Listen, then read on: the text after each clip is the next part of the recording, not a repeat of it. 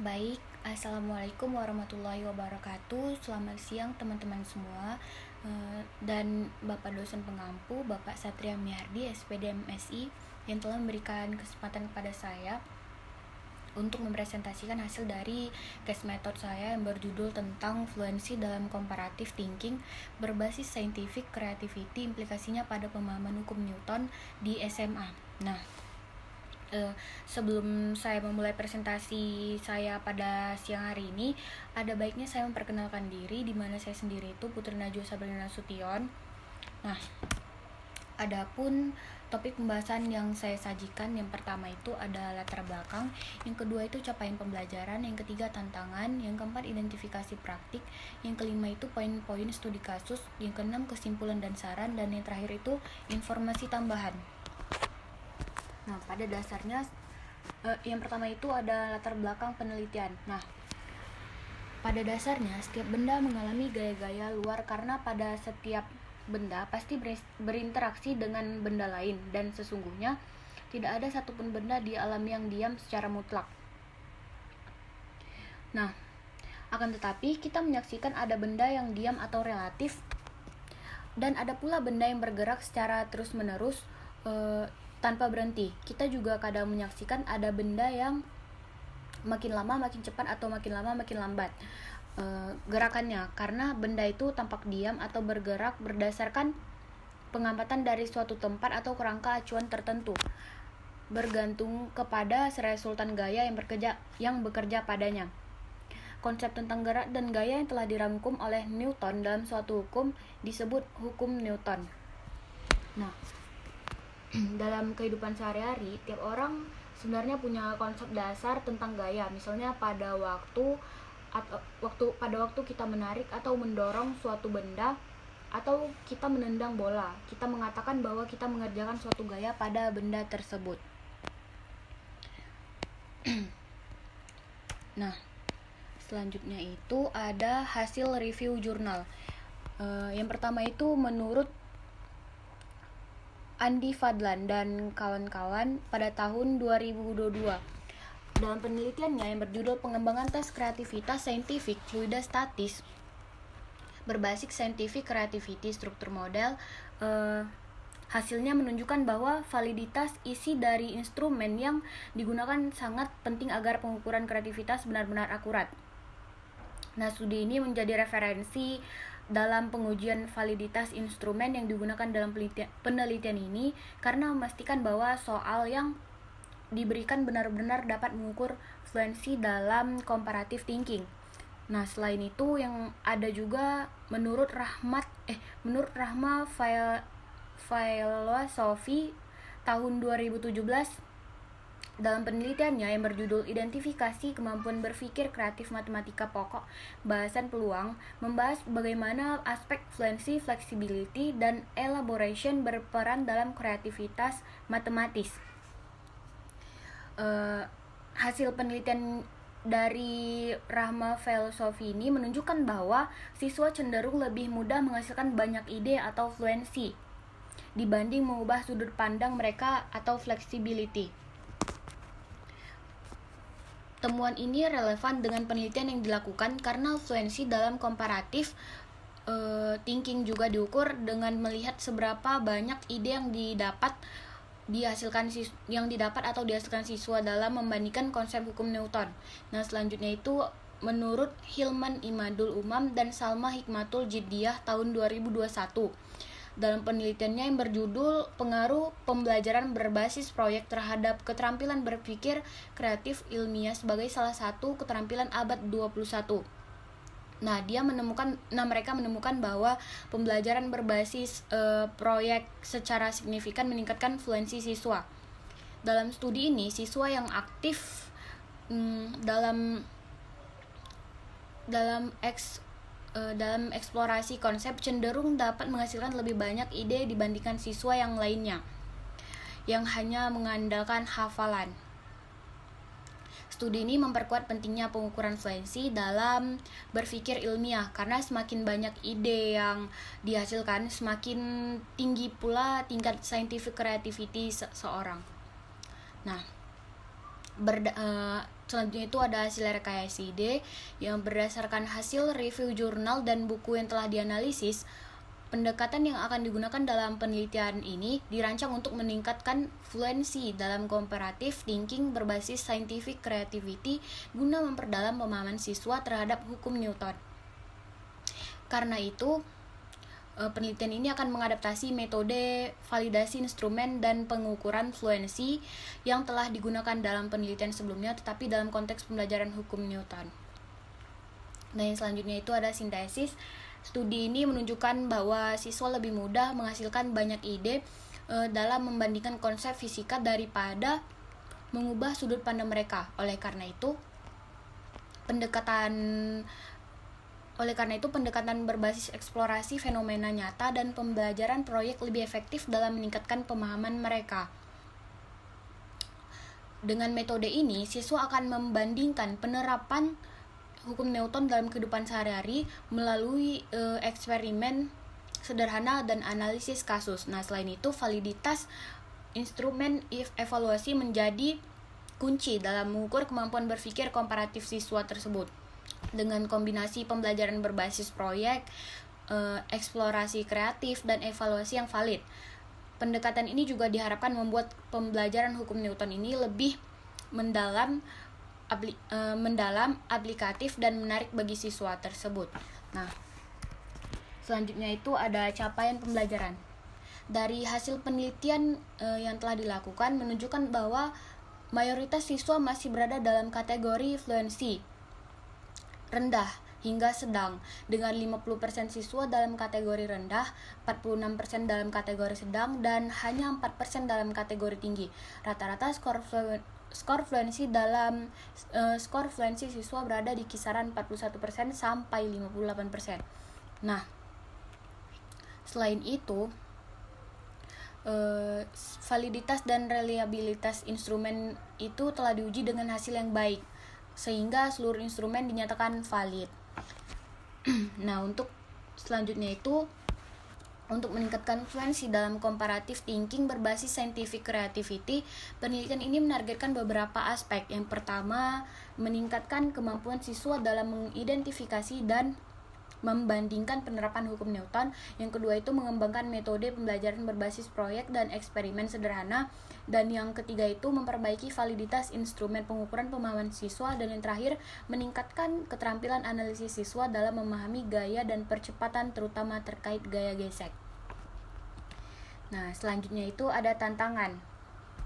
Berdasarkan hasil penelitian mengenai pemahaman siswa terhadap hukum Newton yang tadi,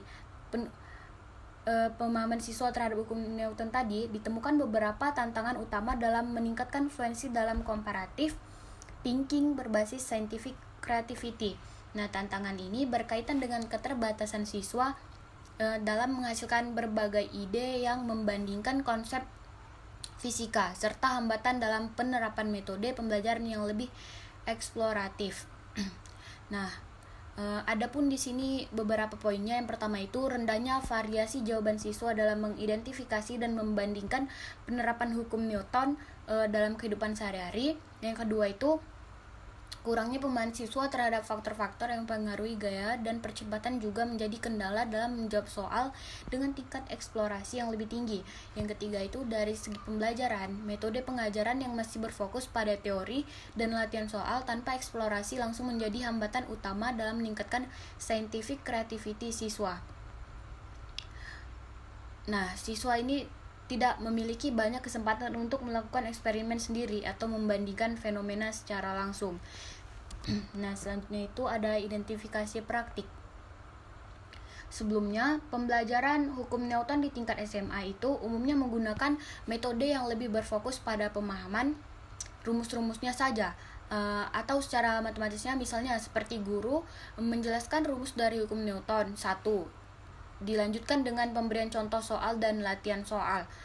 Metode ini memang dapat membantu siswa dalam perhitungan, tetapi kurang mendorong siswa dalam berpikir komparatif dan eksploratif untuk mengaitkan konsep dengan fenomena di dunia nyata. Nah, Selain itu, ada juga beberapa sekolah telah menerapkan praktikum fisika sederhana sebagai bagian dari pembelajaran hukum Newton. Praktikum ini biasanya mencakup eksperimen mengenai gerak benda, gaya gesek, atau percepatan menggunakan alat papan lintasan, dinamometer, dan balok kayu. Meskipun eksperimen ini membantu siswa memahami konsep secara langsung, tapi pendekatan ini itu masih bersifat mekanistik dan belum sepenuhnya mendorong siswa untuk membandingkan berbagai situasi secara kreatif. Nah, selanjutnya itu ada poin-poin studi kasus. Untuk meningkatkan fluensi dalam comparative thinking berbasis scientific creativity dalam pembelajaran hukum Newton, ada beberapa strategi yang perlu diterapkan. Adalah yang pertama, pembelajaran berbasis proyek. Nah, di sini tuh siswa diberikan tugas untuk mengeksplorasi dan membandingkan penerapan hukum Newton dalam kehidupan sehari-hari seperti gerak kendaraan, gaya gesek pada jalan, atau prinsip kerja roket. Nah, yang kedua itu eksperimen interaktif dan simulasi digital. Nah, di sini siswa melakukan percobaan sederhana untuk memahami faktor-faktor yang mempengaruhi percepatan dan gaya gesek, dan siswa dianjurkan untuk belajar menggunakan simulasi digital seperti PHET untuk membandingkan hasil eksperimen dengan teori. Nah, yang ketiga itu ada diskusi dan refleksi kelompok.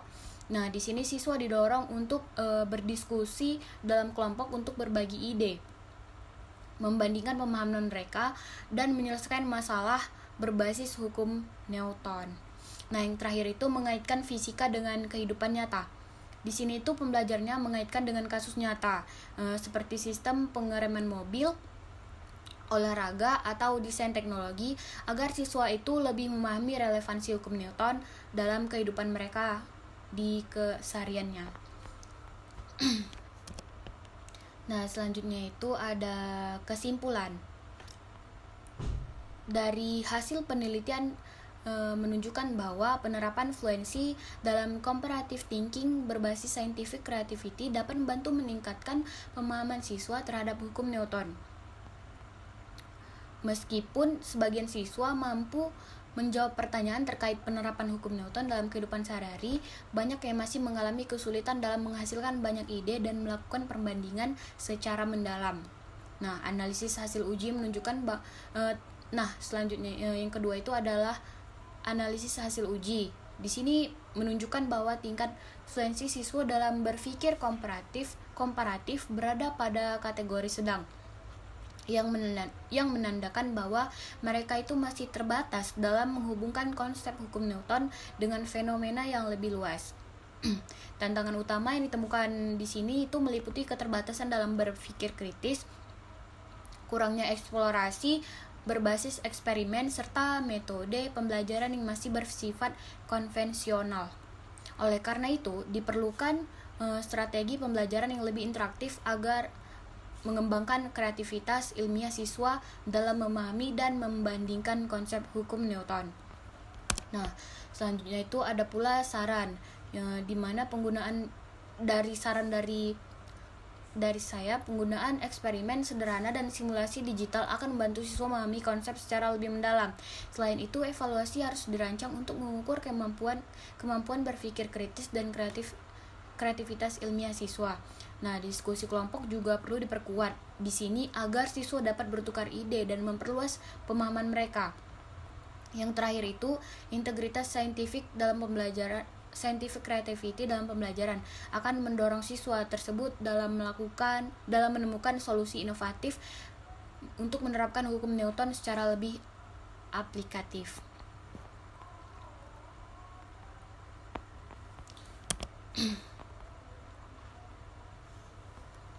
Nah, adapun informasi tambahan di mana yaitu dalam mengevaluasi keterampilan berpikir kreatif siswa, guru dapat menggunakan soal open-ended, assessment berbasis eksperimen, serta analisis data dan pemecahan masalah untuk mengukur sejauh mana siswa tersebut mampu untuk menghasilkan berbagai kemungkinan solusi dalam memahami hukum Newton tersebut.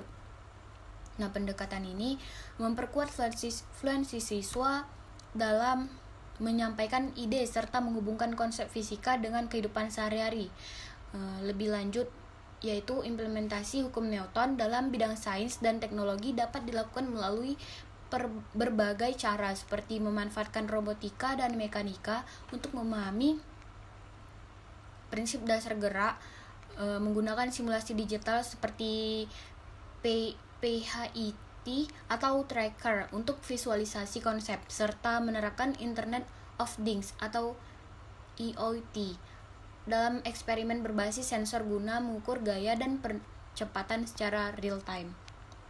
Dengan demikian, dengan mengintegrasikan berbagai metode tersebut, pembelajaran fisika dapat menjadi lebih menarik dan aplikatif, sehingga siswa tersebut tidak hanya sekedar menghafal teori, tetapi juga mampu mengaplikasikan hukum Newton dalam kehidupan sehari-hari. Oleh karena itu, guru juga perlu merancang strategi pembelajaran yang tidak hanya meningkatkan pemahaman konseptual, tetapi juga mengasah kreativitas dan kemampuan berpikir siswa secara lebih luas. Nah,